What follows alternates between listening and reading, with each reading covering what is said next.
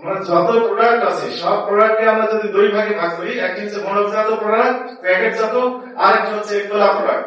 তো প্যাকেটজাত প্রোডাক্টের ক্ষেত্রে প্যাকেটের গায়ে অবশ্যই উৎপাদনকারী, প্রতিষ্ঠানের নাম, ঠিকানা, উপাদান, উৎপাদনের তারিখ, মেয়াদ উত্তরের তারিখ, এমআরপি কত হবে, এই বিস্তারিত তথ্য লিখে দিতে হবে। যদি লিখে না দেয় তাহলে একটি অপরাধ।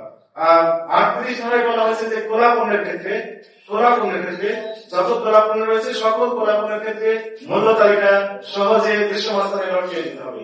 তাহলে দুই রকমের প্রোডাক্টই আমরা এখানে পেয়ে গেলাম, যে খোলা পণ্য অথবা প্যাকেটজাত পণ্য। উভয় ক্ষেত্রেই একটা এমআরপি যে বিধান রয়েছে সেটি প্রতিপালন করতে হবে। হয় প্যাকেটে দিতে হবে অথবা খোলা যদি পণ্য হয় তাহলে আমরা দেখলাম যে সহজে দৃশ্যমান স্থানে লটকিয়ে দিতে হবে। এই ধারায় অপরাধ বেশি হচ্ছে বর্তমানে। অনলাইনে কেনাকাটার ক্ষেত্রে যে পণ্যটি দেওয়ার কথা ছিল সেই পণ্যটি না দিয়ে অন্য পণ্য দেওয়া হচ্ছে, যে পরিমাণে দেওয়ার কথা ছিল সেই পরিমাণে না দিয়ে অন্য কম দেওয়া হচ্ছে। ওজনে কারচুপি করা, পেট্রোল পাম্প থেকে শুরু করে মাংসের দোকানে এমন কোন জায়গা নেই যেখানে আমরা ওজন কম পাচ্ছি না, পরিমাপে কম পাওয়া যাচ্ছে। নকল পণ্য, আমি গাজীপুরে টঙ্গীতে একটা অভিযান পরিচালনা করেছিলাম বেশ কিছুদিন আগে। সেখানে আমরা দেখলাম টেলিভিশন বিক্রি করে, এলইডি টেলিভিশন। আপনি এলজি টেলিভিশন নিতে চাইলে ওই একটি স্পিকার শুধু লাগিয়ে দিয়েছেন, সফটওয়্যার পরিবর্তন করে এলজি টেলিভিশন। আপনি যদি চান যে স্যামসাং টেলিভিশন আমরা তৈরি করেছেন, ওই স্পিকার শুধু পরিবর্তন লিখে দিচ্ছেন স্যামসাং এবং সফটওয়্যারে ওখানে লিখে দিচ্ছে স্যামসাং। একই টেলিভিশন, যে ব্র্যান্ড কাস্টমার চাচ্ছেন ঠিক তাকে সেই ব্র্যান্ড দিয়ে দিচ্ছেন। নকল পণ্য শুধু ইলেকট্রনিক সামগ্রী না, প্রত্যেকটা ক্ষেত্রে আমরা দেখছি নকল পণ্য বাজারে সরবরাহ হয়ে যাচ্ছে। মেয়াদোত্তীর্ণ পণ্য অবশ্যই আমরা যখন ক্লিনিক এবং ডায়াগনস্টিক সেন্টারে যাই সেখানে আমরা দেখতে পাই যে মেয়াদোত্তীর্ণ যে রিয়েজেন্ট গুলো রয়েছে, মেয়াদোত্তীর্ণ যে কিট গুলো রয়েছে সেগুলো দিয়ে ওনারা টেস্টিং করে যাচ্ছে।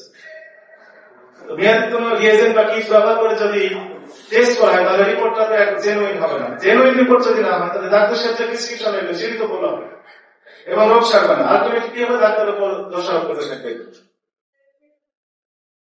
একদম বাসায় বসে হচ্ছে www.tncrp.com মোবাইল ফোনে ক্লিক দিয়ে অভিযোগ দায়ের করা যায়, সেটা একটা এভিডেন্স থাকতে হয় সাথে।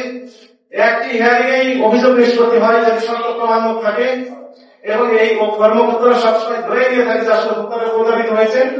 কিন্তু রায় দেওয়ার ক্ষেত্রে অবশ্যই জুডিশিয়াল মাইন্ড অ্যাপ্লাই করে দিতে হয়। তো এখানে অভিযোগ দিলেই দ্রুততম সময়ে নিষ্পত্তি পাওয়া যায়, রেজাল্ট পাওয়া যায়, কোন রকমের হয়রানি ছাড়াই। রয়েছে জরিমানারোপ, ব্যবসা লাইসেন্স বাতিল, ব্যবসা কার্যক্রম সাময়িক বা স্থায়ী স্থগিত করার মতো যে কার্যক্রম সেটি প্রশাসনিক প্রতিকার।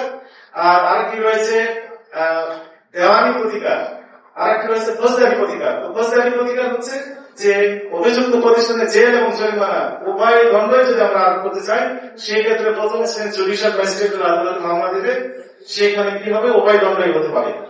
আর আরেকটি রয়েছে, এবং এক্ষেত্রে ভোক্তা নিজে অভিযোগ দায়ের মামলা দিতে পারবেন না, এটি অধিদপ্তরের মাধ্যমে মামলা হবে।